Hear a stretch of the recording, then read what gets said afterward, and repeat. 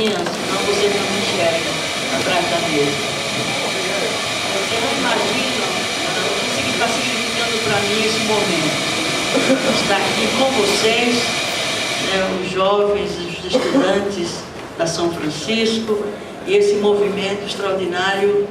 que está ocupando as ruas, não só de São Paulo, mas de outros estados também. Aqui ao lado do Mauro, e foi um dos braços firmes,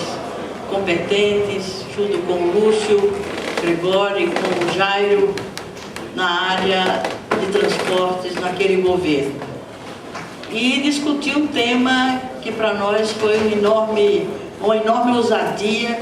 e um enorme desafio e uma grande frustração naquela ocasião. Então, ver depois de exatamente 20 anos, foi no dia 28 de setembro, que vai completar agora, de 1990, portanto vai fazer 20 anos, agora no dia 28, em que nós encaminhamos à Câmara o projeto de lei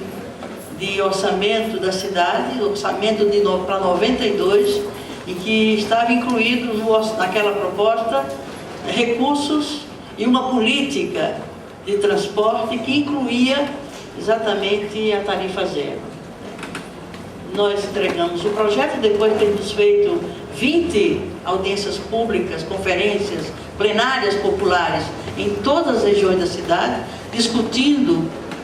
não só esse tema, mas os vários outros aspectos da lei orçamentária, as prioridades do governo para o ano seguinte, para 92, e entre outras questões estava exatamente a questão do IPTU, que é uma das fontes de receita e uma das únicas prerrogativas do poder local, do poder municipal, de apresentar uma iniciativa de lei relacionada à questão tributária, à questão fiscal.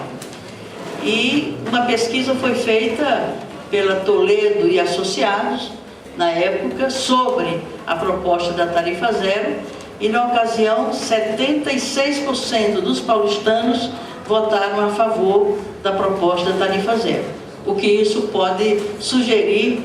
que hoje, que os meios de comunicação de massa, as redes sociais, é um outro momento, e quem sabe se consiga uma adesão tão grande ou maior do que aquela, se o tema for devidamente explicado e devidamente assumido por quem entende essa questão, não como uma questão de simples política de transporte público, mas é essencialmente uma questão política. Naquela proposta que nós fizemos, naquela ocasião, nós nos inspirávamos por alguns princípios. O princípio é o direito social ao transporte, ou seja, o transporte como um direito social e como tal um direito básico, um direito fundamental. Ele foi um princípio que norteou aquela nossa decisão e aquela nossa política. Um outro, o dever do Estado. O Estado, nas suas várias esferas, e não é diferente na esfera municipal, sobretudo em relação à questão da política de transporte, que cabe ao município exatamente legislar e gerenciar a questão do transporte público, sobretudo o transporte coletivo. É dever do Estado garantir esse direito social, que é o direito ao transporte coletivo, ao transporte público. E também tínhamos como princípio, que era o princípio que orientava o nosso governo em todas as suas decisões, que é a questão da justiça tributária, justiça social, distribuir os benefícios sociais, de modo a assegurar, garantir os direitos sociais, sobretudo da população excluída da cidade, excluída a população trabalhadora, a população assalariada. E no momento de uma conjuntura de desemprego muito alto e de inflação de 80% ao ano. Portanto, o salário baixo, o desemprego em massa, corroído por uma inflação de 80% ao mês. Então, imaginem a importância dessa questão naquela conjuntura e para um governo que pretendia e se empenhou para introduzir uma nova compreensão da função do Estado, portanto do poder municipal, do poder local,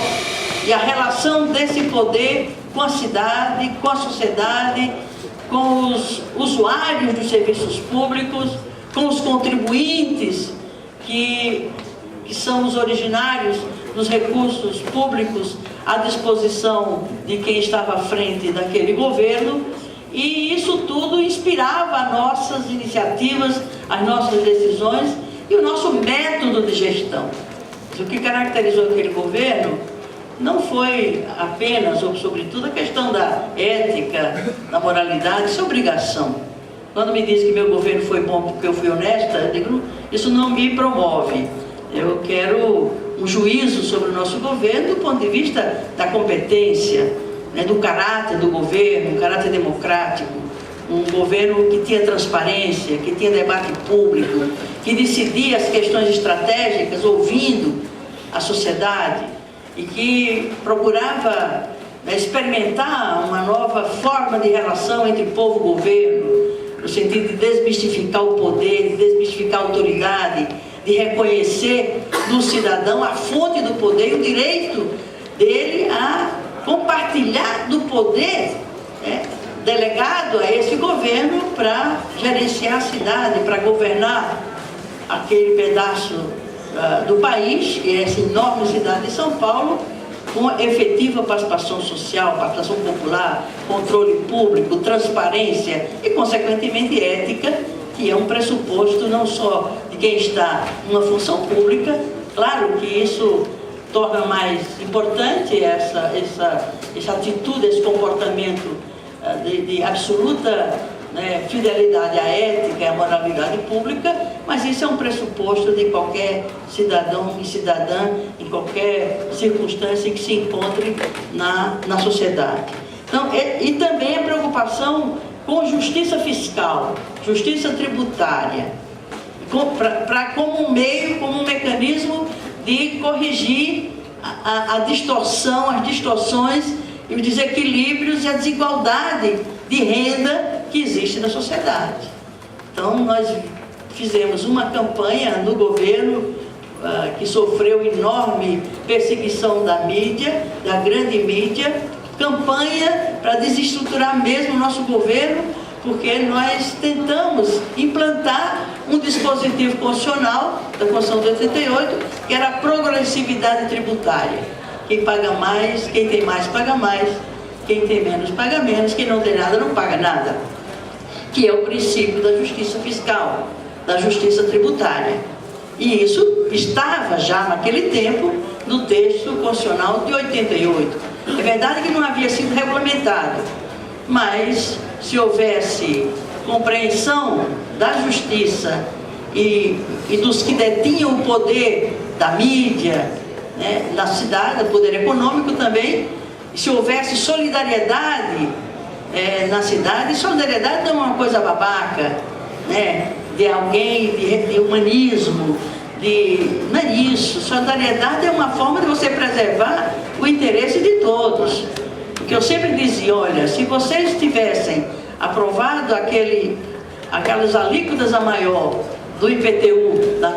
em 90 para 91, 92, nós teríamos zerado o déficit de vagas nas escolas públicas naquele momento, né, porque nós tínhamos acrescido no IPTU, não era nada extraordinário, né, para arrecadar um pouco mais, sobretudo num tributo que é justo, que é o tributo sobre a propriedade. IPTU, paga IPTU quem tem propriedade, quem mora em casa própria, ou que tem um terreno, é proprietário de um terreno, ou proprietário de uma loja, de um negócio, de um banco. Então, quem era mais tributado eram exatamente esses que detinham maior poder, inclusive imobiliário, ou seja, proprietários, que é o imposto direto. O imposto indireto é que é o injusto, que é essa água que eu estou tomando aqui, né? O companheiro que trabalha aqui na segurança, aqui nesse prédio, ao tomar essa água, paga o mesmo imposto que eu e cada um de nós pagamos, que é o chamado imposto indireto. Esse é injusto, porque penaliza igualmente, trata igualmente os desiguais, o que aumenta a desigualdade, que é o imposto indireto. Enquanto que o imposto sobre a propriedade é o imposto direto. E exatamente era esse imposto que nós pretendíamos exatamente utilizar, adotando a política da progressividade tributária, para gerar receita para as políticas sociais públicas e, em particular, a política de transporte, em termos de implementar uma nova política tarifária na cidade, né, com a formação de um fundo municipal de transporte, vinda exatamente dessa alíquota maior que se aplicaria, a nossa intenção de aplicar, sobre o IPTU, sobretudo de grandes propriedades de terra ou de grandes propriedades aqui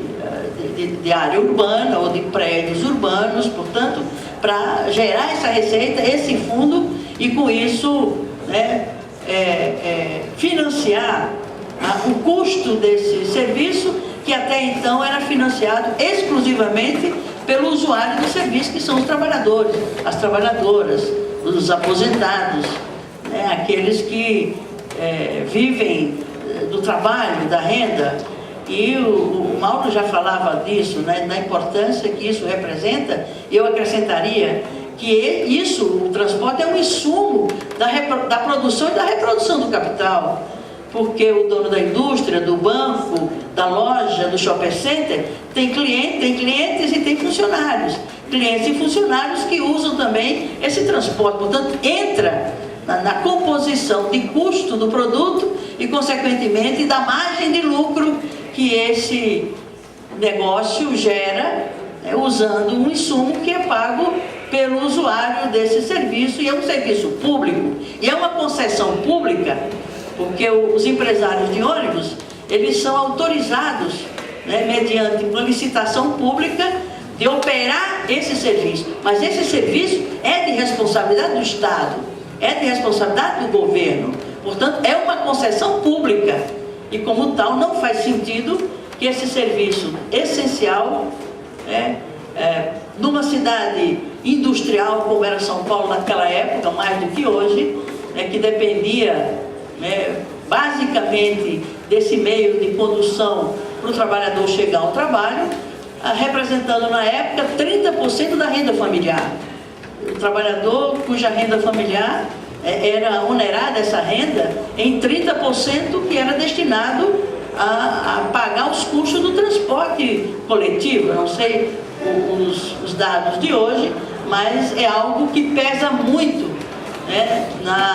na renda familiar, e não é justo que isso recaia só sobre o usuário desse serviço.